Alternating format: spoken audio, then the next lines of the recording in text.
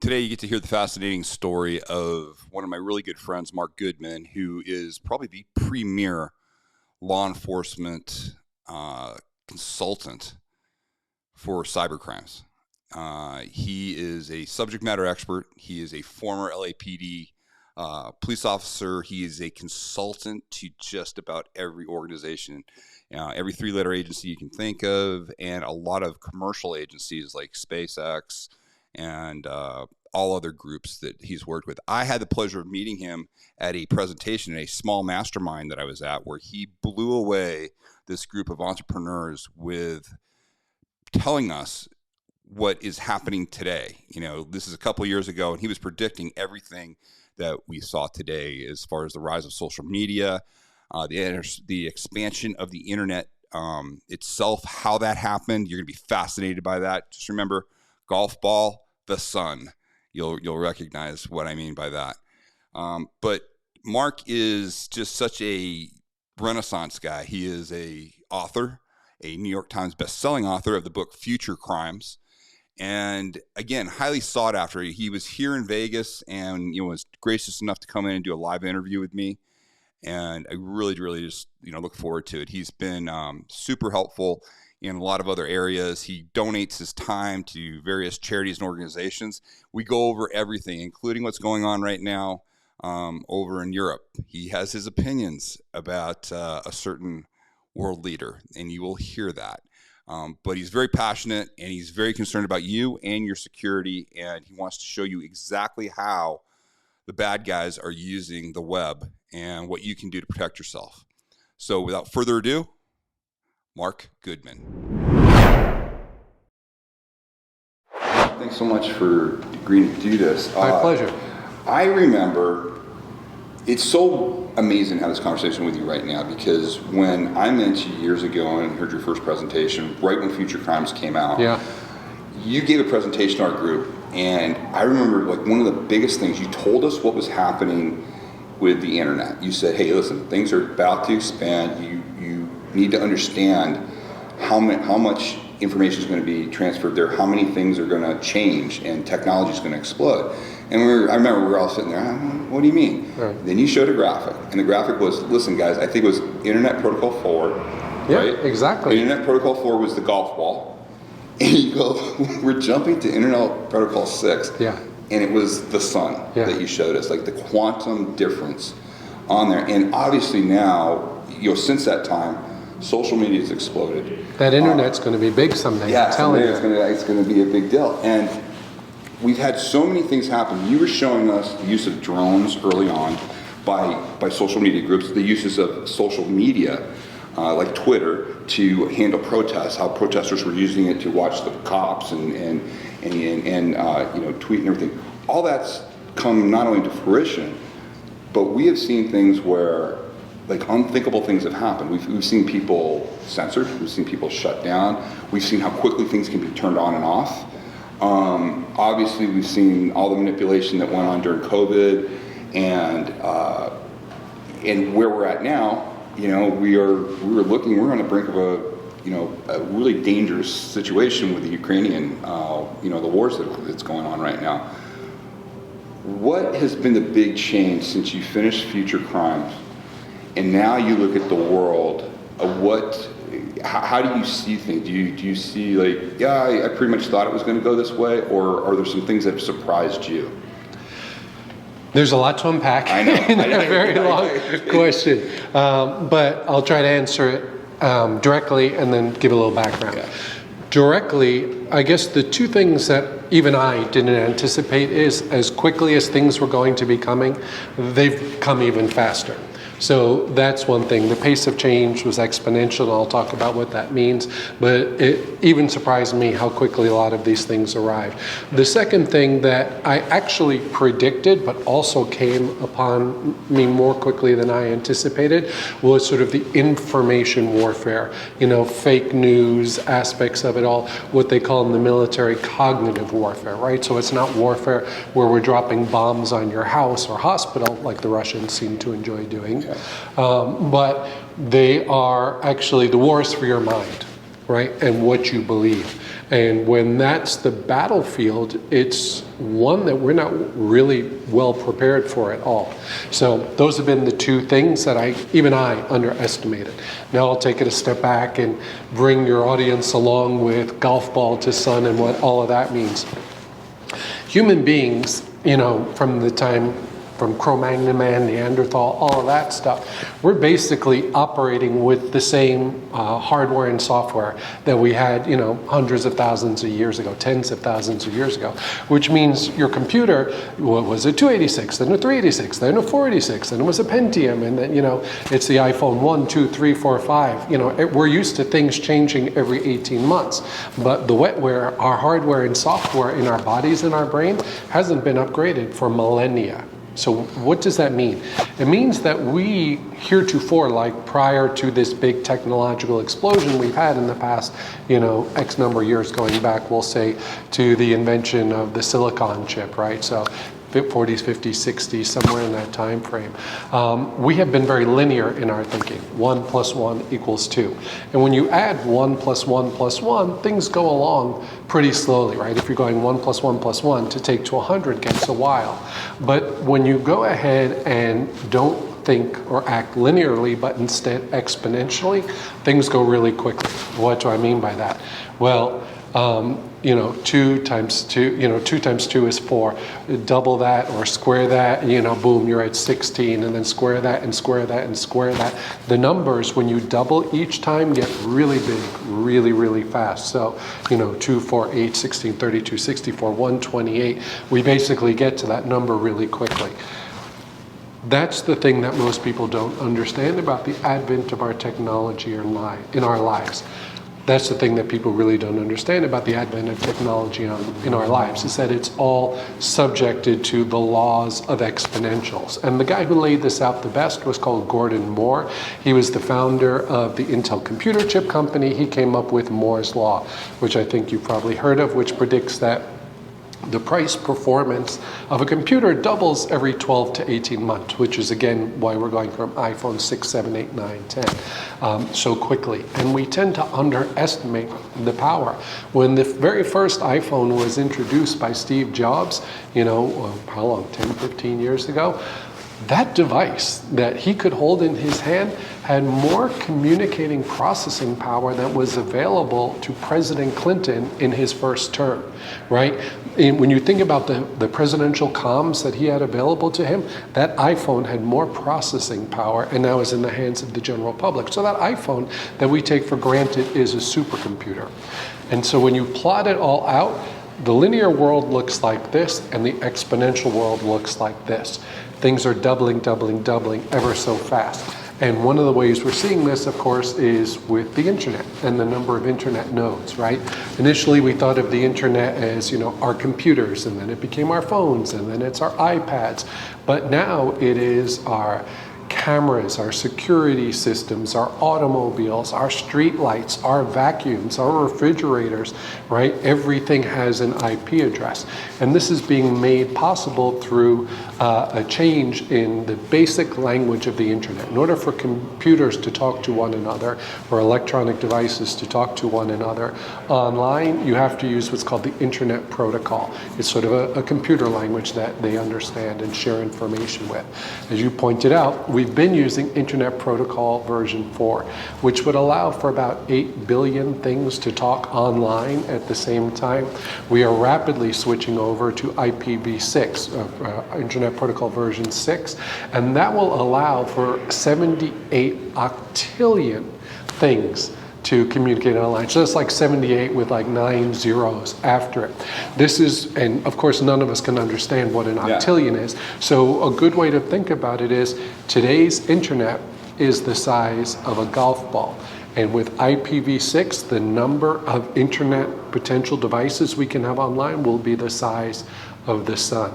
So, with IPv4, we were running out of space to add more things to the internet. So just like in big cities, New York, Los Angeles, San Francisco, too many phone numbers for one area code. Right. They created a new area code and could add numbers to it. That's what IPv6 do. It gives us enough addressable space. And what's fascinating about that is, if you look at IPv6, there are enough addresses in that protocol to go ahead and massively cover the earth with electronic devices. A study was done in Nature magazine years ago, and somehow they counted the number of grains of sand on earth. It was like a scientific study, and they said, okay, we know the number of grains of sand on earth. With Internet Protocol version 6, you could take every grain of sand on earth and assign it 1 trillion IP addresses for every grain of sand on the planet.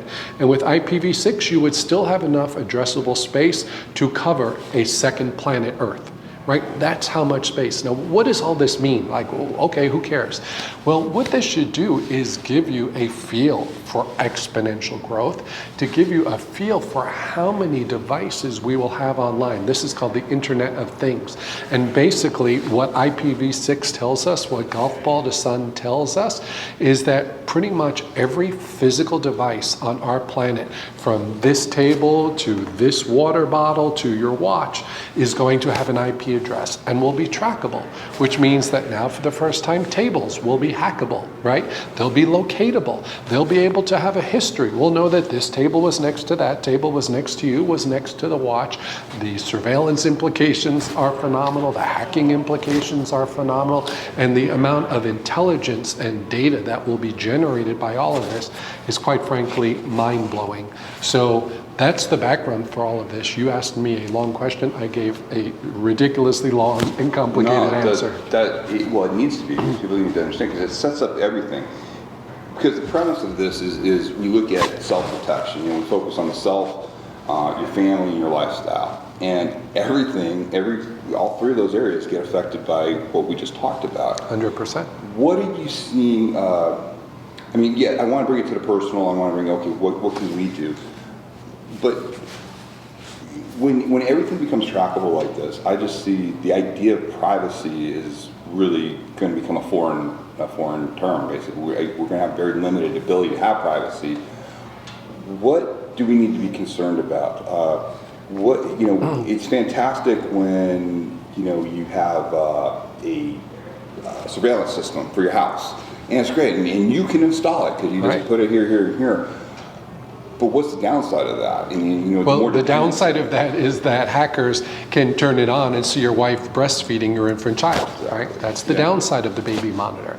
So all of this, and you bring up a great point, is what's considered dual use.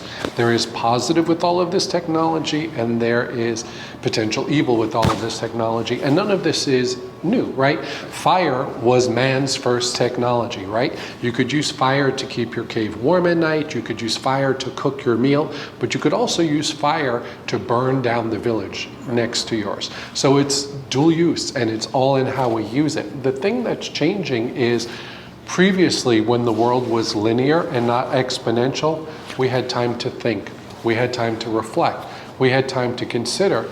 And, in Silicon Valley, the VCs love to talk about the unicorns, right? This was a company that went from zero valuation to $1 billion valuation so quickly.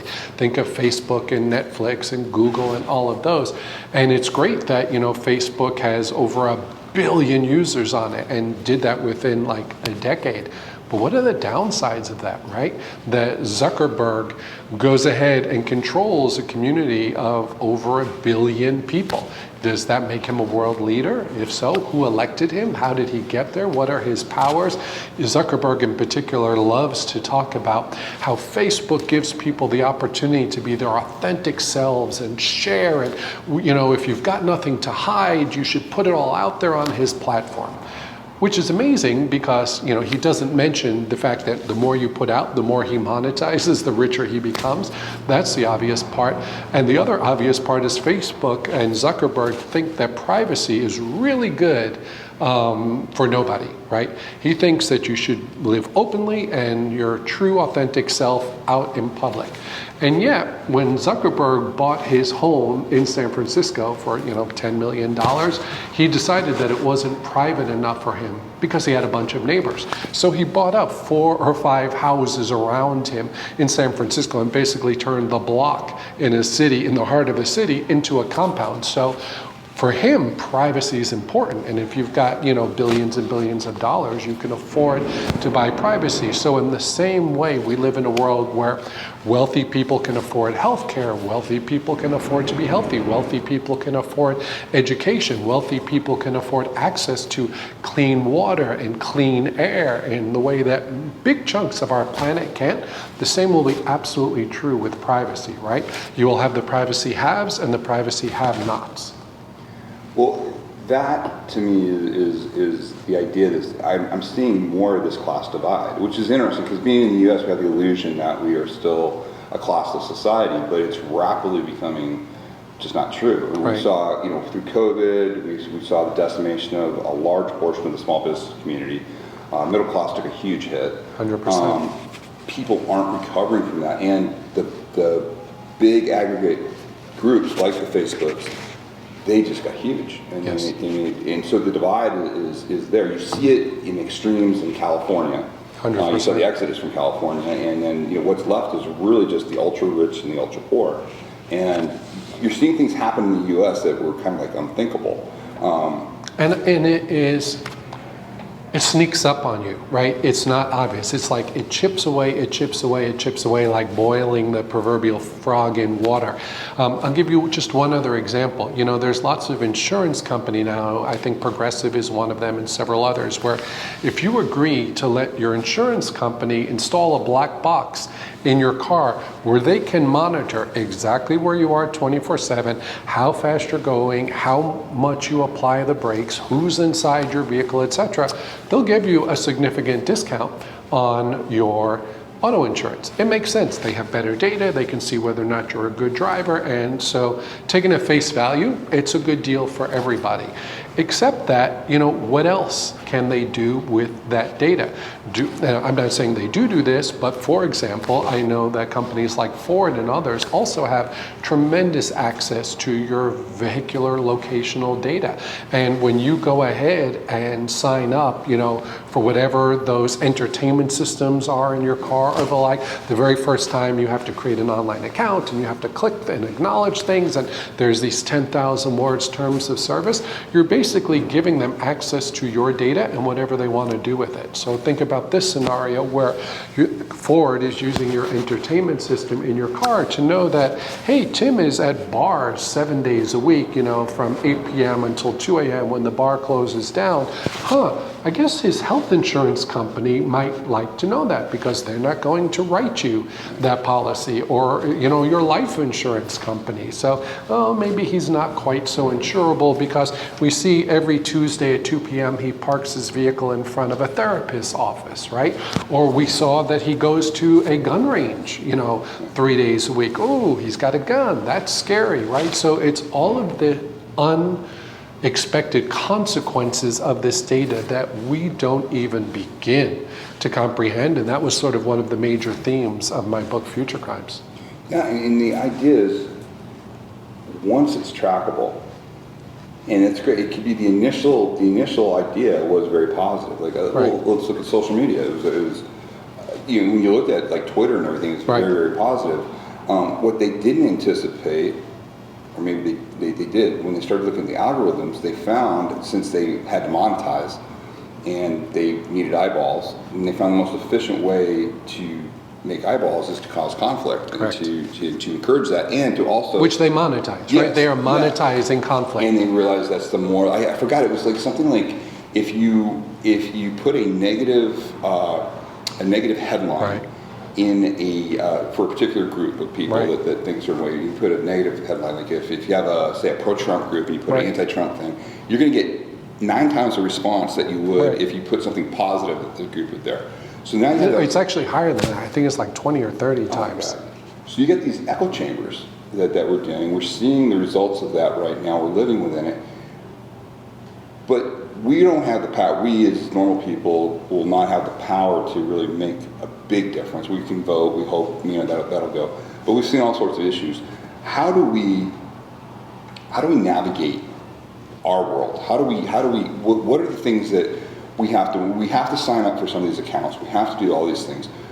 What can we do to at least try to mitigate some of the downsides of living in the society as it is. And like you said, it's exponential, so we're trying to keep up, but we really can't. You're right, that it's difficult, right? Like in order to be modern in society today, you need to be on these platforms. Years ago, as you can imagine, me being me, I was not on Facebook, I was not on any of these platforms.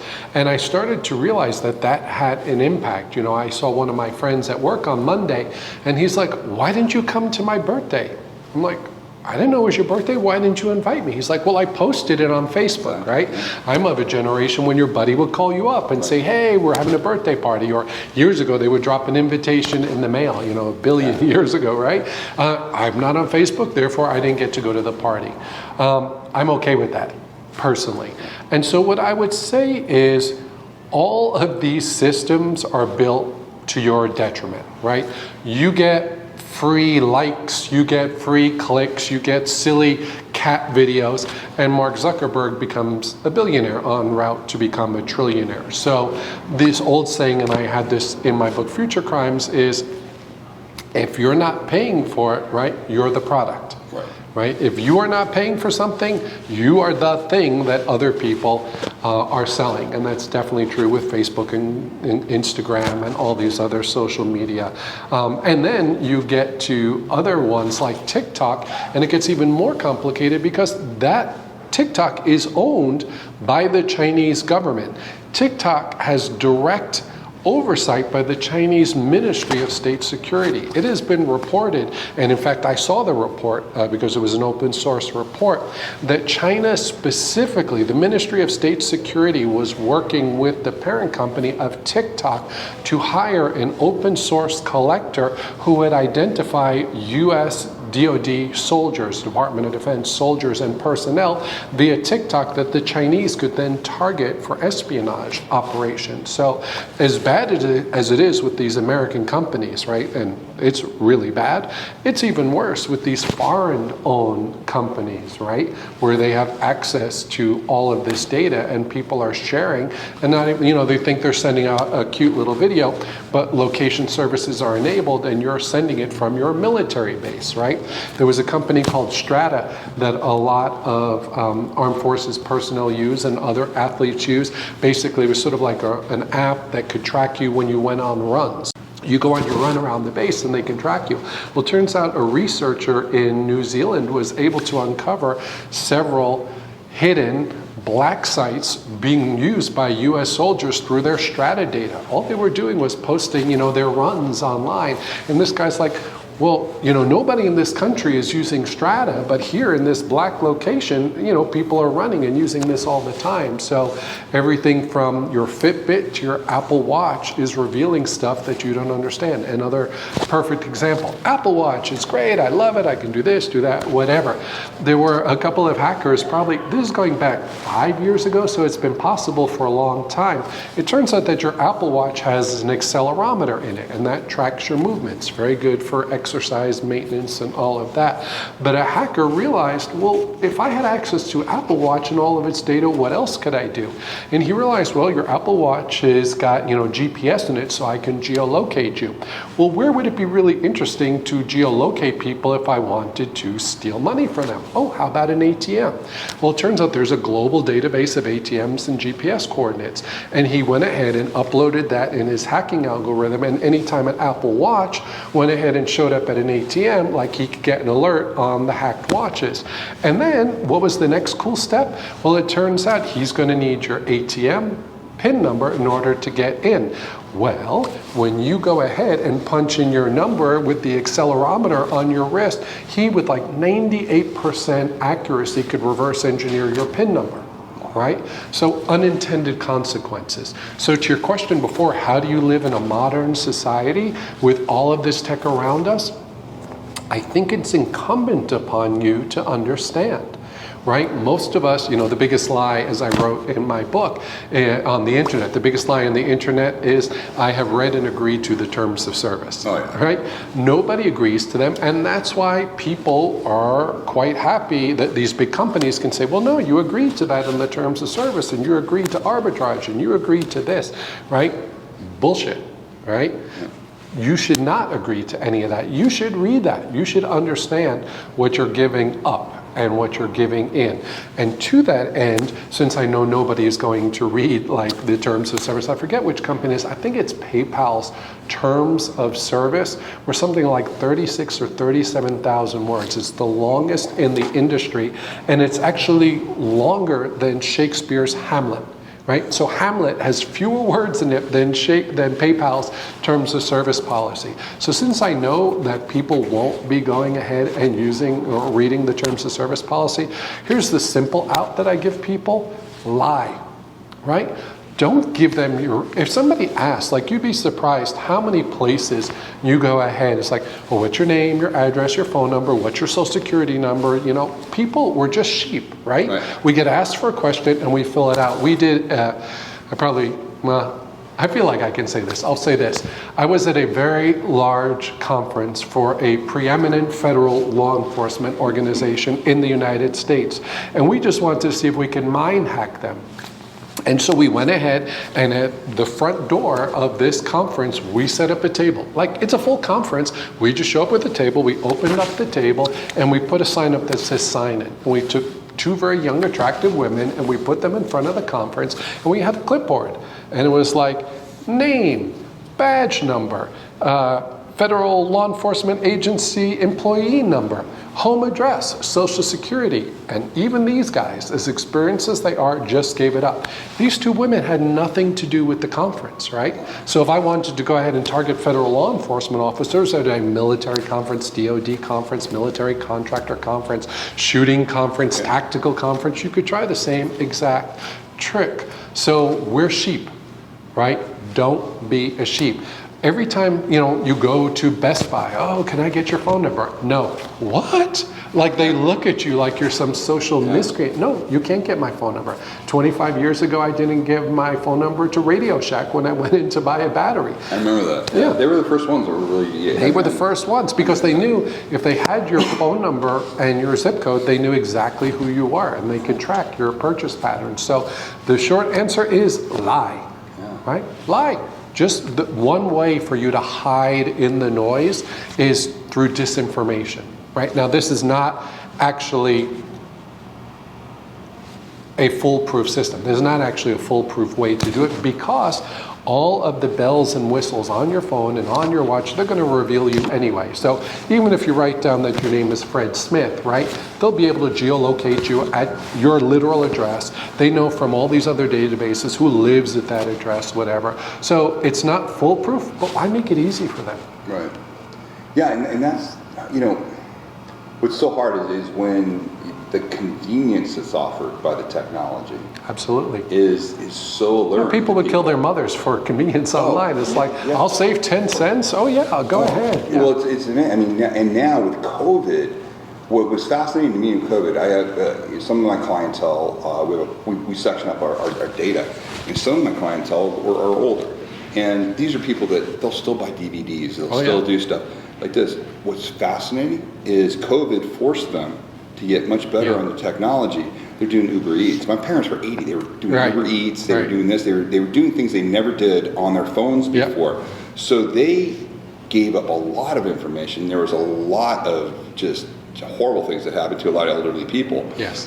Because and by the way, super frustrating to me because I knew people who work in sort of elderly crimes. Like every major police department has an elderly fraud section, including here in Vegas. And that's because, there are crooks out there, whether they be from Nigeria or from Brooklyn, that are going to defraud old people of their life savings because they are so trusting, right? What are you seeing now?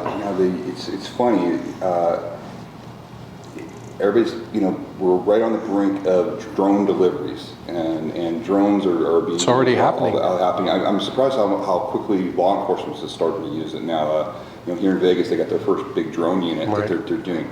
But drones are going to become a big thing now. Of course, thank God, I think you can get your weed delivered by drone into California. So, man has reached its pinnacle. Well, it's funny how that leads. It was like we used to laugh all the time. The big technology things in streaming video and everything all came from the porn industry. 100%. They were the first ones. Even photographs, cameras, all of that was driven by porn. Yeah, and what I'm not sure how to shape this. the fact that I was personally shocked, just because I don't necessarily pay attention to a lot of manufacturing issues, but during COVID, with the crunch in the supply chains, which we were just talking about, the scarcity of the chips. I had no idea how many chips were already being installed in cars and everything else, like the level of it. It just seems like we're just surrounded by this, and that the duality of it is, you get convenience on one side, and then they're going to know everything about you, and also there's the bad actors that can come in. But it's not just the bad actors. I have to be careful. This goes on YouTube. I have to be careful how I say things, because they can just demonetize me. They can do, which they've done. If they don't like the content, and they're very slick how they do it. Like, what they'll do is, I'll get a popular video.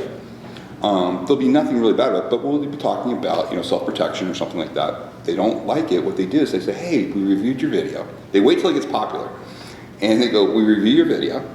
You don't have to take it down, but you know what? We feel we need to age restrict it. So you think, okay, so we take advertising dollars, so I'm thinking, oh great, The first time this happened, I saw how naive I was. I was like, oh great, it's going to say nobody under 18, so my advertisers will love that, because that way they're not wasting their money. Oh no, what they don't tell you in the fine line is, oh yeah, we age restrict and we demonetize it. So all of a sudden... By the way, demonetize is a great cover word for saying censorship, exactly. Right? I mean, they take something, it's like the doublespeak of, Orwell's 1984, right? Oh yeah. Yeah, and what's funny is they can shut you, they can squeeze like how many people see you. They can make it very, everybody in my particular industry, it's amazing. We went from, just great patterns of growth until what just happened with COVID and everything, and then all the censorship. And I'm talking people that are just doing, self-protection type stuff, not political, nothing there, but they got lumped in by these algorithms, and just all of a sudden, you're not reaching people anymore and stuff. So the reason I'm bringing this up is it's hitting us in areas that we don't realize until it's too late, and now we're in it, and now we can't undo it. We are in these. Well, I think we can undo it, but it's going to be a lot of hard work. We can. What I would say is we do have the opportunity to fight back. We do have the opportunity to fight back, but it requires a sense of awareness and critical thinking that is increasingly repressed in society, right? I don't want to get political, because my politics are actually really hard to nail down. Some people think I'm a right-wing nut, some people think I'm a left-wing nut, and I think I'm just normal. But that's my perspective on things. If you look at what's being taught in schools and in particularly universities today, where you can't say certain things, you can't ask certain questions, you have to because some college professor tells you this is the right way to think, or this is offensive to these people, or this is offensive to those people. There are all ways to shut down thinking, right? And I'm a big believer that all thinking should be welcome. If you believe in X, Y, and Z, cool. And if you believe in X, Y, and Z, cool. Now, if your X, Y, and Z is, I think we should kill all the Jews, or the gays, or the blacks, or the whites, or whatever it may be, yeah, I'm going to have a problem with that, right?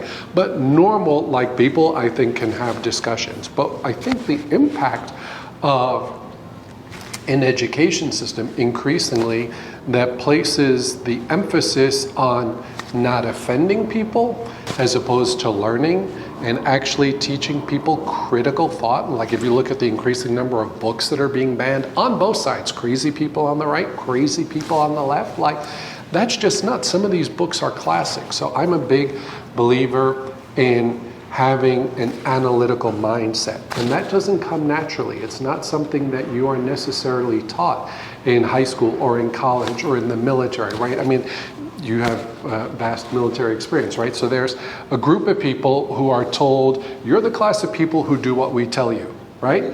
And then you've got SOCOM. And then these are the people who get to think because they're on their feet and they're out there. So, there's always been a little bit of that. But if you don't think independently, if you can't think critically, if you don't have the capacity to question, then you are just a sheep. And you may be led to slaughter one day. And what does that look like? Well, if you were just talking about, well, I'm on YouTube, it's great, I'm making all this money, monetization, blah, blah, blah. and then YouTube decides to change the algorithm. By the way, they just did this. Google and several other major platforms did this with regard to Russia Today and other propagandist arms of the Russian government. Make no mistake about it, RT and some of the others, they are clearly puppets for the Russian government that only put out Russian propaganda. And sadly, there is an audience of people in the United States who, in my view, are buying into the information warfare, are losing the cognitive war, and have bought hook, line, and sinker the propaganda of our enemies, right? You need a capacity to do that. But just going back to the platform, that's a platform you rely on.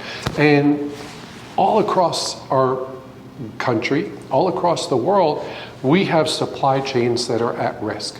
Because the way the supply chain works are ships and airplanes and things like FedEx and UPS and DHL. All of that is run by computer. Right? And I can turn it all off. Somebody else can turn it all off. We can decide suddenly we're not going to transfer guns. We're not going to sell bullets. We're not going to move this medicine because we don't like this medicine. And if you go further into the supply chain, you see that here in America, the overwhelming majority of goods in this country come from overseas. If you walk into any Walmart, it is a palace of China, right? Every cheap piece of plastic crap in there comes from China. And that's because a long time ago, Americans bought, in my view, bought into like, oh, well, I could pay $5 and have it produced in America by a guy who's getting paid a decent wage and is a member of a union, or I could pay 49 cents and, you know, support people in Beijing or Shenzhen. And most Americans went with the 49-cent option. And it seems like a bargain, like everything else. It's like, you know, the piece of candy, the piece of pie, the piece of cake, when you're eating it, tastes really good. But then there's consequences for all of that. And we don't like consequences. We kind of want to believe that everything can be free and everything can be easy. So we can get it cheap and fast and now. And as you pointed out, COVID broke all of that in so many ways, where you couldn't get certain foods in the market. You couldn't get meat, you couldn't get vegetables, right? You couldn't get milk or butter or even the most basic things. So here in the United States, it looked like the Soviet Union of the 1970s and 80s. It was crazy. It was like Hunger Games for quite a long time trying to get groceries. And it's not just electronic goods, it's not just food, but let's look at our medical and pharmaceutical industry, right? The overwhelming majority of pharmaceuticals used by people in America are produced overseas. Huge amounts in China, India, a little bit in Israel, but mostly China.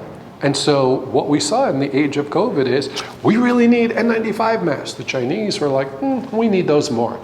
Oh, well, we really need this medicine and like hand gel. No, we need that more. And so they basically cut that off from us. And what did they send in exchange? Fake, pirated N95 masks that didn't do what they claimed to do. They were not certified at all, and they didn't give a damn. Right, if we all died of COVID, because we're the bad, you know, capitalist empire and they're the good people. So we, I think, need to vastly resource what we build and make in this country. You know, we had great hope in the 90s for globalization, and so many things looked like they were going positively, right? In the Middle East, you had, you know, Yasser Arafat meeting with Rabin. Oh, peace in the Middle East. And in Northern Ireland, you had the IRA and, you know, the others that they were combating, like finally coming together, and like the Republic of Ireland would finally find peace. And, you know, the European Union was expanding, and the Soviet Union had fallen, and the Berlin Wall had fallen. Like everything looked possible. And, you know, you and I were alive during that time, and it was really cool and exciting. And now what we see is that all of that is under threat, and that we don't quite have the friends that we thought we did, and that there are, they have no compunction about just killing civilians the same way Hitler had no compunction about putting people in ovens and burning them, right? You know, putting them in gas chambers and killing them with Zyklon B because they were gypsies, or they were Jews, or they were gays, or they were the wrong political party. So you can't face people like that with negotiation, right? Golda Meir famously said you can't negotiate with somebody who's been sent to kill you, right? It's clear what's going on, and so I would say as Americans, we need to be much more resilient. We need to be much more self-reliant. This doesn't mean, personally, I don't think that means that we shouldn't be a good citizen of the world, that we have obligations beyond our borders, that we want to fight for some global peace, some global sense of democracy. I think everybody should be entitled to the best, quality life possible, that everybody's human rights guarantees should be met. And I think America has an important role to play in that, and we should, absolutely. But we also need to look at ourselves individually and think about what we can do to build resilience. And I know a little bit about your audience, right? And for some people, particularly those in the prepper community, they often, mind first goes to firearms, right? Gotta have guns and bullets. Then they'll think about some food maybe, then maybe a little bit of water, then maybe a little about first aid equipment. But are they thinking about communications, right? Yeah. How am I going to be able to communicate with my wife when she's downtown at work and I'm over here in the country and the cell phone network goes down? What's your commo plan? What's your backup commo plan? Oh, well, if I need it, if I need to know how to make pickles at the time of the Great Crisis, I'll just Google the pickle recipe online. No online, no internet. This is what they're seeing now in Ukraine. By the way, Russians, they went ahead and there was, after the invasion in 2014, where they went ahead and took over big chunks of eastern Ukraine and Crimea and the like, Putin at that time decided that he was going to upgrade his military. And one of the things that he did was he was going to upgrade the comms of his military to use more and more encryption. So all of these Russian soldiers, have invaded Ukraine, and one of the things they did before they went in there is they bombed all the communications infrastructure of the country. I'm sure you saw the famous video of the television tower being knocked out. Well, one of the things the Russians didn't realize was that when they took out all the cell phone towers, their super encrypted comms no longer work because they need a 3G network for their comms to be able to communicate with Russia. So they basically shot themselves in the foot. Good for them. But it's really hard to consider the follow-on consequences of all of these technologies. So in the same way that you have got sort of a prepping plan for everything else in your life, you need one for communications, you need one for technology, and it's really critical. Yeah, because we saw some unthinkable things happening during COVID. We saw people calling for police support. Yes. And being told, sorry, nobody, literally there's police, that horrible ambulances. One of the woman with her kids and her car's being surrounded, and they're saying, I'm sorry, we can't send anybody. Correct. And, it happened like that, too. And in 911, too, in New York City, I need an ambulance. Well, that's nice. We don't have any of those. Yeah. Right? Because why? Because we want to save money because, taxes are too high and, so we can cut 1,000 policemen. By the way, go ahead and take your police forces and say, we want to defund the police and all cops are evil, all cops are bastards, right? And so what you're doing is driving huge numbers of people out of the law enforcement profession. And what most people don't realize, and as a former cop, I've seen this myself a million times, everybody hates the police until you need them, right? Then everybody, why weren't you here? I needed you, blah, blah, blah, blah, blah. So, right, the thin blue line between society and not society goes away really quickly. I was a beat cop during the LA riots many, many years ago. And, billions of dollars of damage. I think over 1,000 people were killed. The city burned for a week. People, particularly younger people, have no idea how bad those LA riots were. There were so many fires in the city of Los Angeles that LAX, the airport, had to close down because there was low visibility for the airplanes. They couldn't even see where the runways were. And, if you think that you're protecting your community as a cop, once we lost that thin blue line, we did not just have National Guard coming in, we had active duty Marines. Wilshire Boulevard, driving down Wilshire Boulevard in a tank, right? You're a beat cop, right? Boston, Las Vegas, LA, doesn't make a difference. And now you've got the active army required to protect your city. So I hope and pray for a society where everybody prospers, where everybody has equal access to opportunities and clean air and clean water and good education and the like. But that's not how we've organized ourselves thus far.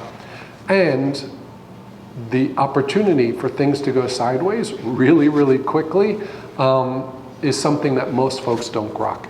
Most people don't realize how quickly you can go from society to not society. Again, I saw this during the LA riots when you had X number of cops, right? Most people, if wherever you're hearing this, right, in your country, call your local police station and say, how many officers do you have on the road from midnight to 8, right?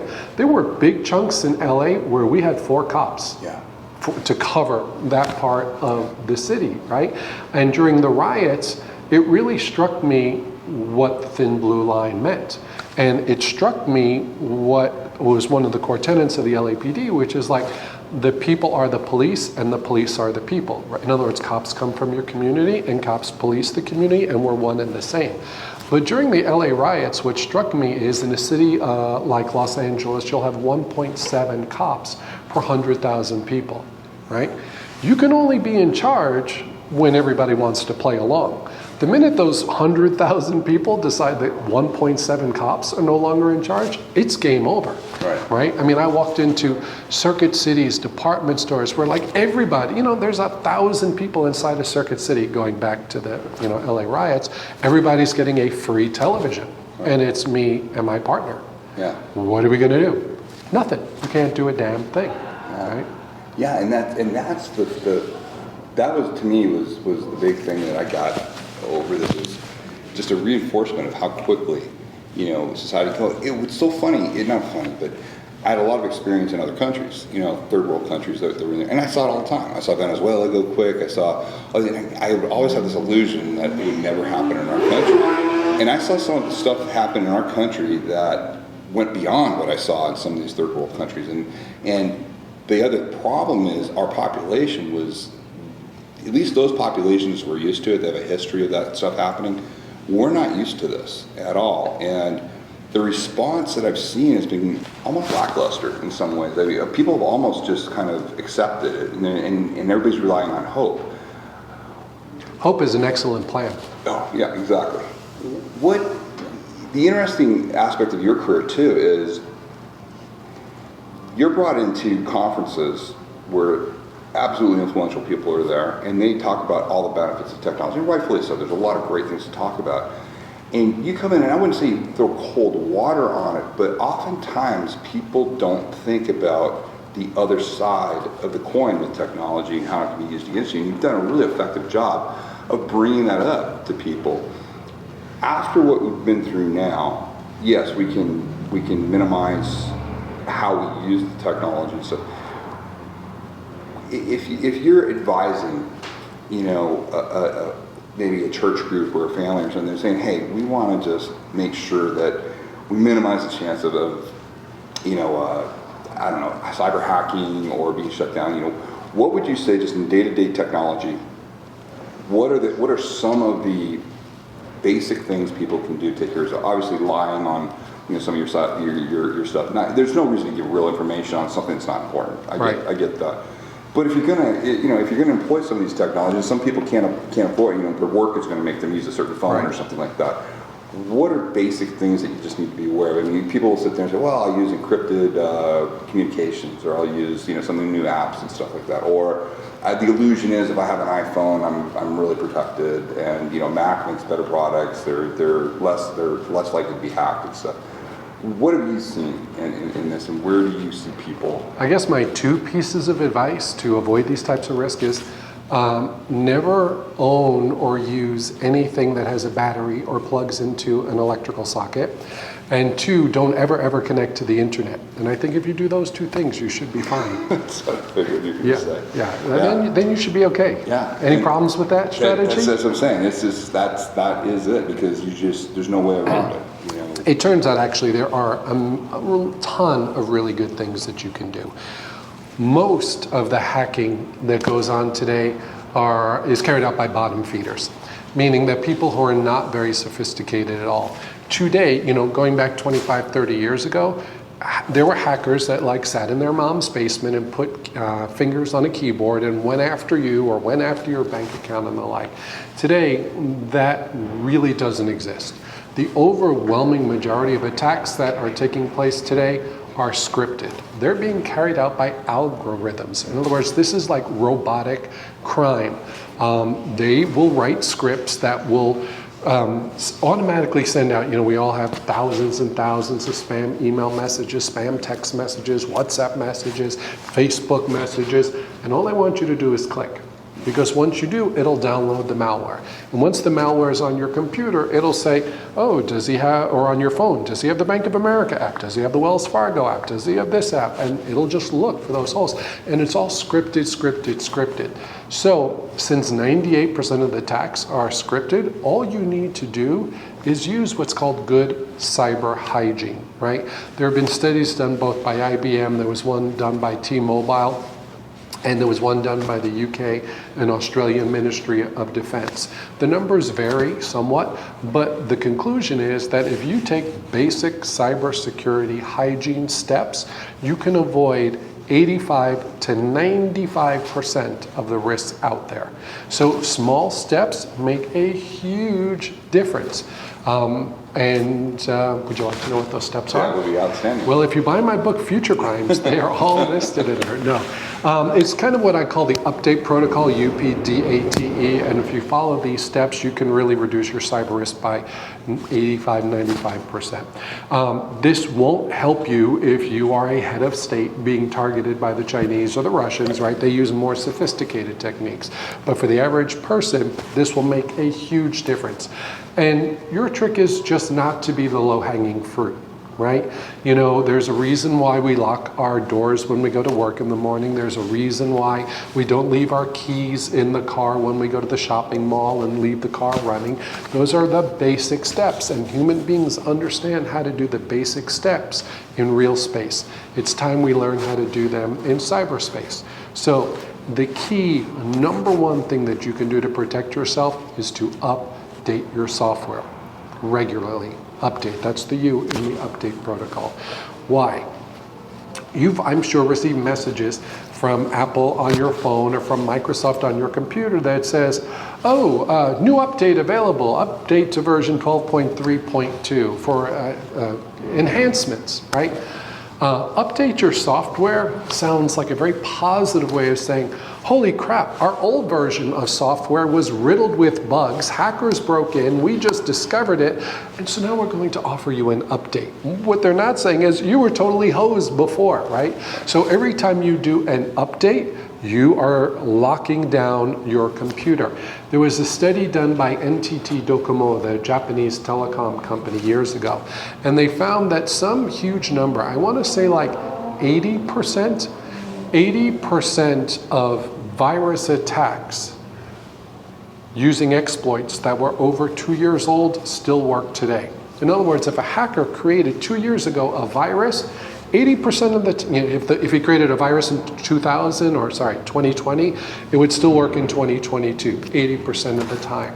What does that tell you? If you just keep your software up to date, you can avoid 80% of the hacking going on out there. It's cyber hygiene, right? It's like, we saw this during COVID, right? Wash your hands frequently. Don't, touch the doorknob on the public bathroom and then rub your eyes or your face or whatever, like wear a mask. Whatever you think about that, the digital version is upgrading your software and keeping it up to date. So that's really, really huge point number one. And that alone will give you the biggest bang for the buck. Okay, so do that across all of your devices. That could mean your smart television, that could mean your Ring cameras, that can be your Apple Watch. It's every technological device you have. And make sure you're updating them from trustworthy locations, right? Yeah. What does that mean?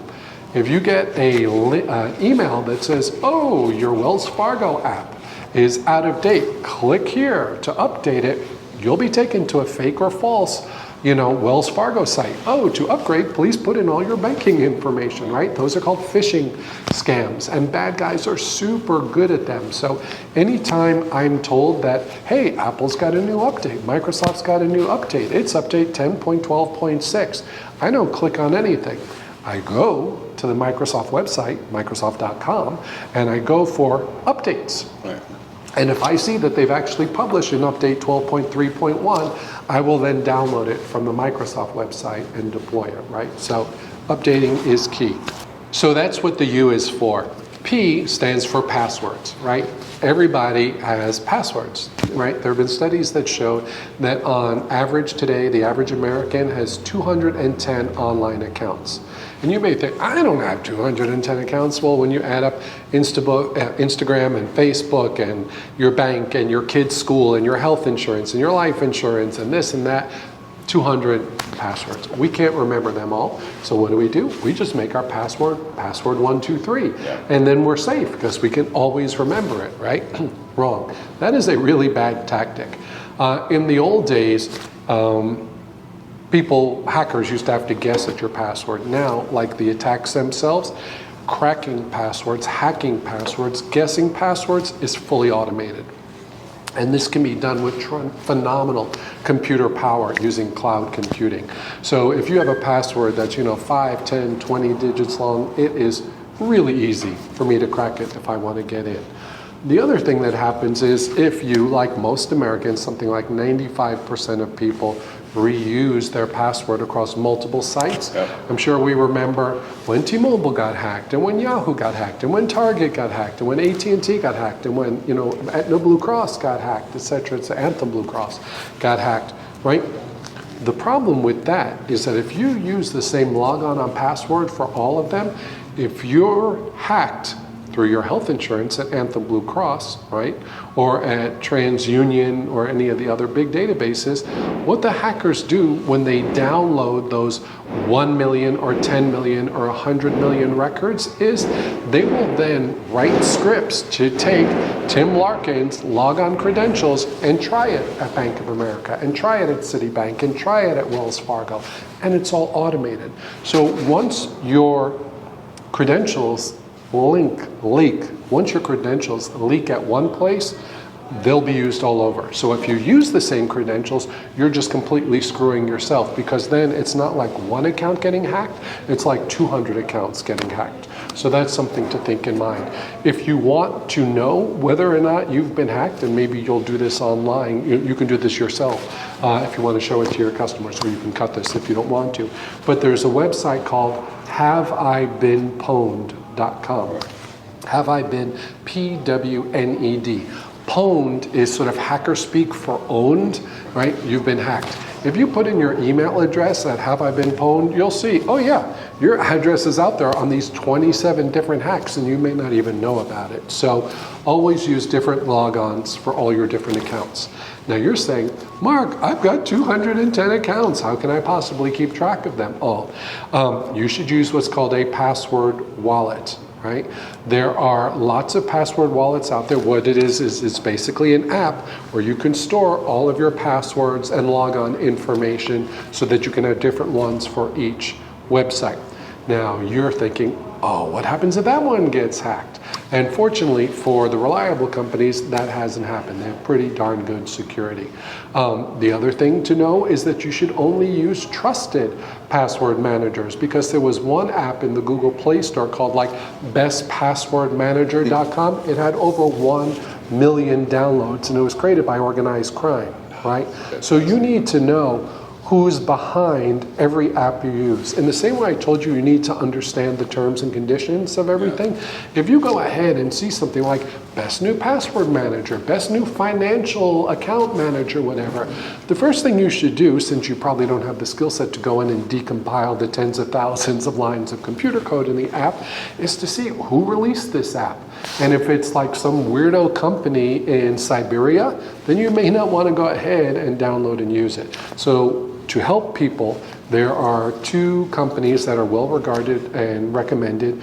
One is called 1Password, the number 1 password, and another one is called Dashlane. And both of those are legitimate companies, and they can help manage it. So what problem does that solve? It will allow you to not be uber hacked. If one of your passwords leaks, you don't have to worry about the rest of them.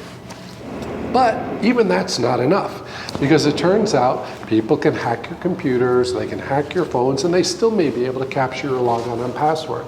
So you should go ahead and do something else, which is called two-factor authentication. Two-factor authentication means that you can't just log on with one factor, meaning an email and a password. That's one factor. You need an additional piece of information to log in. Many people will get like an SMS text message from their bank account or their insurance company. And so first you put in your username and password, and then you get this code and you put that in, and that lets you in. You should definitely set up two-factor authentication across as many accounts as you can. You can do it for Facebook, you can do it for Instagram, you can do it for Twitter, you can do it for all the major banks, and you should do it. Now, I personally don't like, and most security researchers don't like, a second form of authentication, which is a text message, because it turns out it's really easy to hack your phone, and if I've hacked your phone, I'll just get the text. You should be using an authenticator app. Google has one of the most popular ones, but there are also versions available by Microsoft and Apple. And what that does is it's basically every minute the code changes. So with an authenticator app, say for Facebook, for example, there'll be a QR code. You take a photograph of that QR code. It will give you a one-time password that changes every 60 seconds, and you can't log into Facebook without that. That is really, really good today at dissuading hackers from getting into your account. So broadly, we talked about updating your software. P, go ahead and have really good password management. And those two things alone will make a huge difference. That's awesome. What's your hope when you see, you also talk at a much more global level of things. So let's end on that. What's your view of the world currently? You know, where we're at. We have the war going on right now. We have China. You mean the special military operation? Yes, special military operation. I'm sorry. I got to get the narrative right. Yeah, wow. You don't want to end up sanctioned by Putin. True. We're seeing Russia. Russia to me comes off as kind of the blunt force. The blunt force. China just seems to be far more insidious. The amount of money they put into our economy, the amount of money. That's actually not correct. The more correct way of phrasing is the amount of money we've put into their economy. Let's remember where this all started. It's because you want cheap crap made from plastic for 99 cents at Walmart. And you didn't want to pay the American worker, so you'd have to pay $5 for your bowl instead of 99 cents. That's where it all started. That's the thing that's so frustrating about this, and we can never lose sight of. You can't blame them for getting the best deal that they could for them, for their people and their country. They're looking out for their people. That makes sense. The people who gave it all away was America. Oh yeah. We were the ones who decided that these things are too expensive and these chips are hard to make and these medicines are expensive. So in our ever non-ending pursuit to save a buck, to save 30 cents, to save whatever it is, we've eliminated American jobs, and we have given trillions of dollars to the Chinese to build up their manufacturing base. The level of poverty in China 25, 30 years ago was like 80%. It was huge and ridiculous. It's now down to like 20 or 30%. All of that was done with money from the United States primarily, but also from Europe and other countries around the world. So let's just remember where this all started. Yeah, I guess what I was saying was how they've come back. They've been very smart to put money into influential areas. Oh yeah. Like, you know, something like the NBA or something like that, where you just see like people just covering up for any of these atrocities. So they're smart that way. But how it's affecting us on a day-to-day, how it's affecting us globally, do you see from the governmental level, do you see our ability to kind of, I guess, reclaim our ability to not only be a manufacturing force again, but to also just be better about about these bad actors being able to be so influential in the social media aspects and all that other stuff? I mean, are you seeing any positive signs? We have a fundamental disadvantage when comparing ourselves to Russia or China, for example. America is an open and free society, right? We can say what we can go where we want, we can think what we want, we can do what we want for the most part. You can choose whatever profession you want, right? Going back to the Soviet days, you didn't get to pick your profession. It was assigned to you by the government, right? You didn't get to travel freely from Moscow to Leningrad back in the day. You had to have an internal permit where the police would give you permission to go visit another city. Not half of the country, but a very large part of it was on the payroll of the KGB, right? And the same was true in Eastern Europe under the Stasi and the like.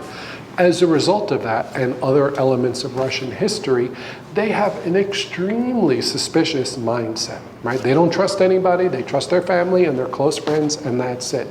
You know, in America, you're walking down the street, you see, say, hey, how's it going? Nobody smiles at you in Russia or China or even parts of Europe when you're walking down the street. That's what makes America beautiful.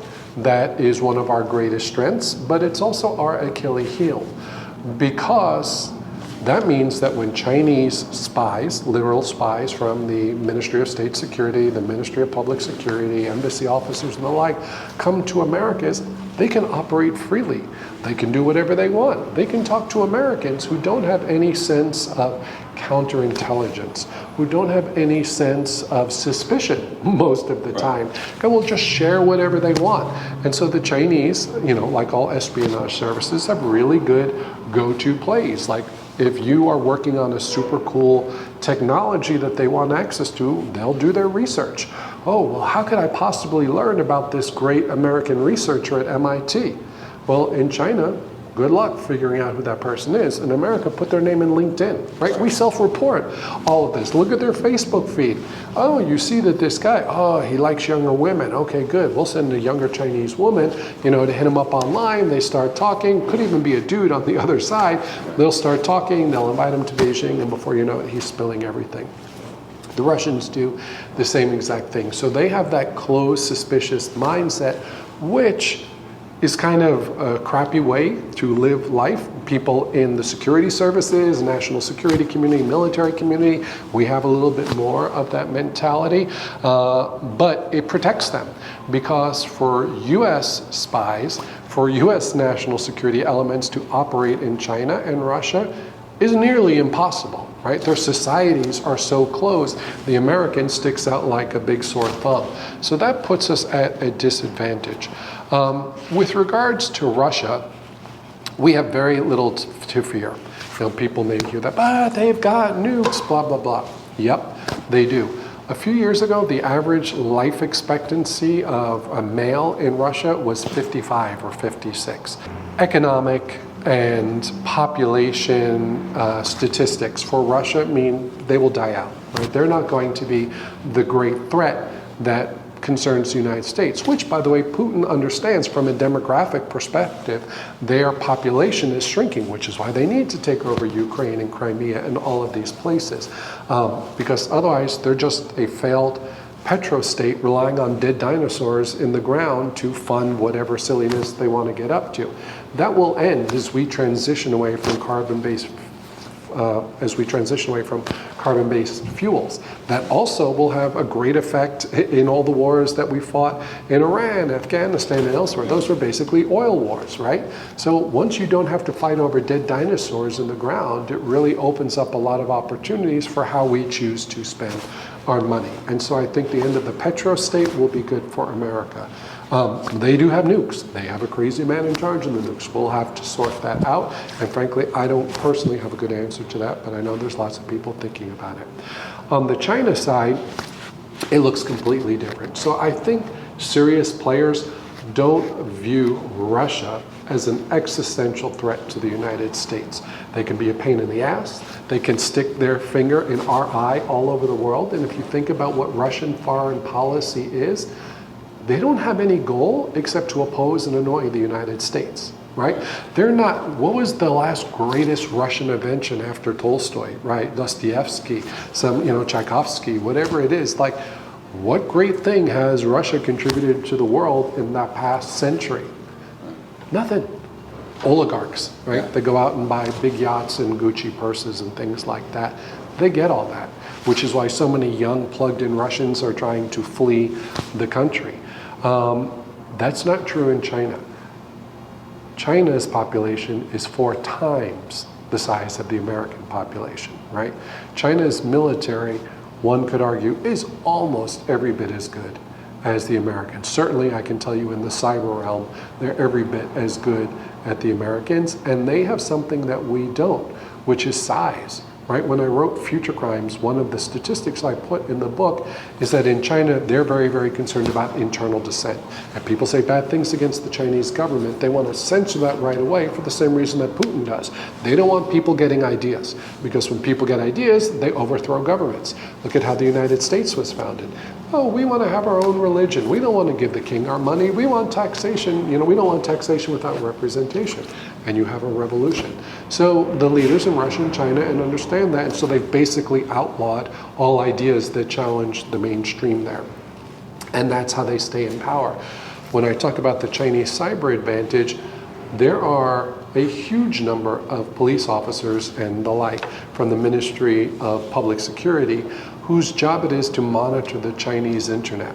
And when I found out how many people do that in China as a job, my mind was blown. But there are 2 million people whose job it is every day to go to work and to censor the Chinese internet, right? It's a pretty huge amount of people, right? That's like everybody in several of our states. So that's the resources that they're throwing at it. Added to that they have the manufacturing capabilities. And I really think where this battle will be won or lost is in the world of exponential technologies. So if you look at the internet, obviously, if you look at the Internet of Things, right, you can no longer buy an American television, right? Buy an American stove, right? Everything is manufactured overseas. And as long as that remains the case, we're not going to be able to support ourselves as a society. So I think we need to reshore a lot of those capabilities. But ultimately, the real difference will come in next generation exponential technologies, things like robotics, artificial intelligence, nanotechnology, genetics, synthetic biology, quantum computing, right? That is not just the future of society, it is the future of warfare, right? And if you look at the number of drones that Chinese are producing, automated subs, automated military vehicles that can just, self-drive and the like, they're every bit as caught up as we are on self-driving vehicles. They are even perhaps further advanced on us when it comes to genetic sequencing and synthetic biology. The biggest labs in the world, the biggest one in particular is called BGI, the Beijing Genomics Institute, right? It's a good chance that if you have a test taken here in the United States and they sequence your DNA, it's going to China, which means the Chinese have your name, address, phone number, social security number, and your DNA. We talked about the Anthem Blue Cross hack, right? 100 million accounts or so hacked, whatever the number was, tens of millions. Anyway, that was done by China, right? Why? Because they wanted to know which American generals were sick and what their psychiatric treatment history was and all of that. So they have access to all of that data. So if you look at the future of those technologies, one very simple and rough metric to figure out who's going to win is to look at the investments. And when it comes to robotics, artificial intelligence, nanotech, genetics, synthetic biology, brain science, and quantum, the Chinese are outspending us by factors of 2, 3, 4, 5, 6, 7, 8, 9, 10. And as long as that's the case, then clearly they're going to reap the benefits of that. And when that happens, there really won't be much that America can do to defend ourselves against those tools. So fix that. I hate to end on that, but that's the perfect place to end on that. Well, let me see if I can give some hope. I do want to give some hope. The area where the Chinese don't exceed is in innovation, is in free thoughts. I talked about the downside for Americans of having this super open and free society is that people can come in and steal from us blind and infiltrate us and the like. The downside of having an extremely locked down, mono-thinking culture like China, right, where outside opinions are not valued is they lack creativity, right? You don't see an iPhone coming out of China. You see them copying it in about 2 weeks, but you don't see iPhones coming out of China. You don't see a lot of the great inventions coming out of China. So Americans, one of the great things we have going for us is our ingenuity, and that helps us, but that will only take us so far. The Chinese used to be the great copycatters. Now they're actually inventing their own stuff. And some of their stuff is actually better than our stuff. And so we need to be prepared for that. And again, with a country that's got 4 times the population and basically, an army that's your size or bigger, there are consequences. So what I would say to America is we have been enjoying a couple of good decades. Freedom, of prosperity, of advances in society, and the like. And if we want that continue, I don't think the next few decades are going to be free. I think they're going to take effort. They're going to have to take effort on all of our parts. And the past few years during the prior presidential administration, the prime product that we produced here in America was hate and dissent. You're on the left, you're a woke, piece of garbage, and I hate you. You're on the right, you're a Trump, blah, blah, blah, blah, blah. What makes me sad about that,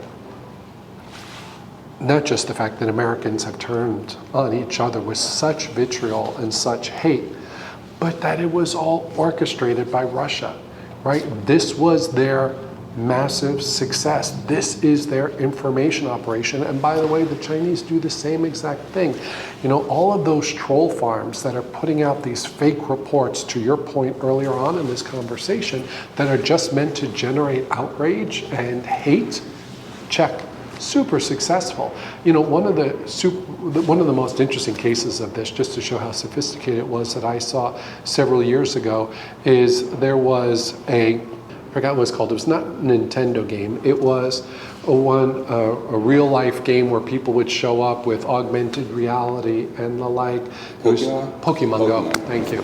To show some of the creativity of the Russians and how on top of this they are. Years ago, when Pokemon Go was famous, Russians actually went ahead and infiltrated Pokemon Go websites, and they hid virtual objects for this augmented reality game in situations that they knew would cause conflict. So for example, they would hide a highly valuable Pokemon Go virtual good at a Confederate statue in Alabama.